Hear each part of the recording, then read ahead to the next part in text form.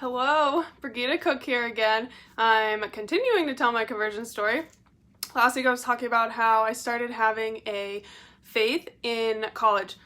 So something that happened recently that is current but also relates to my story is that I was sitting in Mass last Sunday. My priest was talking about how a lot of conversion stories are just faith in general, like people coming back to the church. It starts with Mother Mary. And I was like, that did not happen to me at all. No, I'm an exception. That didn't happen to me.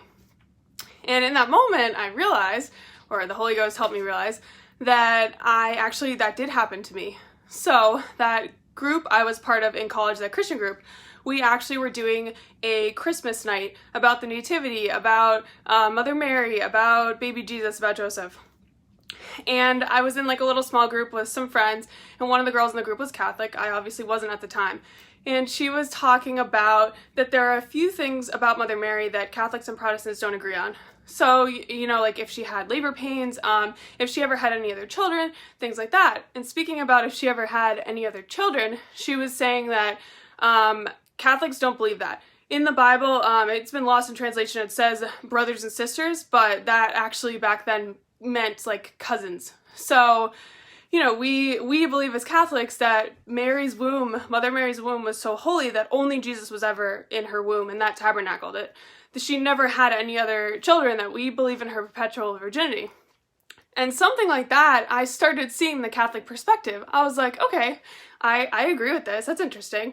I didn't really, I didn't think anything of it. I didn't participate in the conversation, but little things like this kept happening to me that I started seeing the Catholic side to it and was interested in the Catholic side.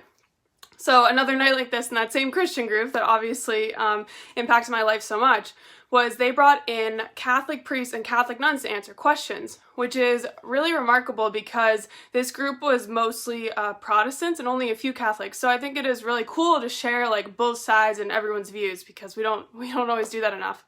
And I had 500 questions. I kept asking so many questions after some of my friends were giving me weird looks. They were like, Brigida, we already had a feeling you were becoming Catholic just because you had so many questions. And I raised my hand and I asked the priest, I said, so when I was in 5th grade and I was with my friends at their church, how come I had to sit in the pew and feel really left out and I couldn't go up for communion? And he started explaining transubstantiation, Jesus and the host, things that still at that time I didn't really understand. But I still, I continue to be so interested in why there even were Protestants and Catholics. How come there was a split? How come there are differences in beliefs? What does all of this mean? I really had this yearning for truth and really seeking God and, where I was supposed to be. And at this time, I was also seeking a community, a church. So I was a junior in college now, and I really liked this Christian group, but I knew when I graduated that I would not have a community, I would not have a church to go to. So I tried going to a local Lutheran church because that's how I was raised.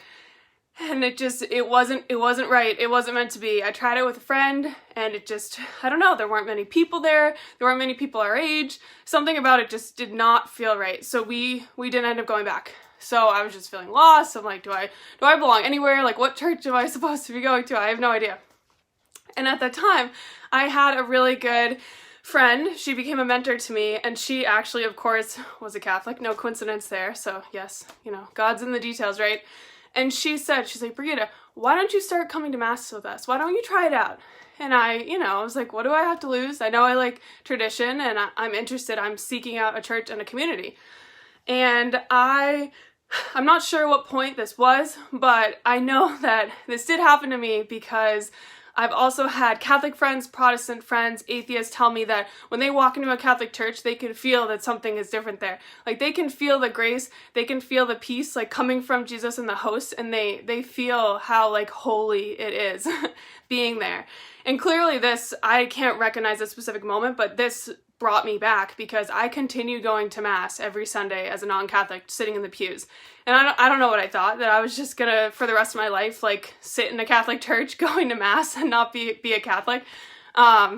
So next week I explained probably one of the most important moments in my life, at least in my Catholic journey, that God really just hit me on the head with a brick pretty much and was you're gonna become Catholic. And I'll explain what that was like, because clearly I wasn't picking up the hints along the way.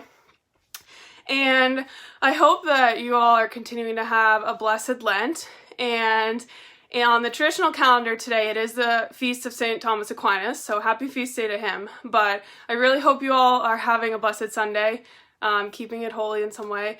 And thank you. Thank you so much for continuing to support and follow me. And please share with friends if you think my story can impact or help them at all. And I will be sharing again next week. Thank you.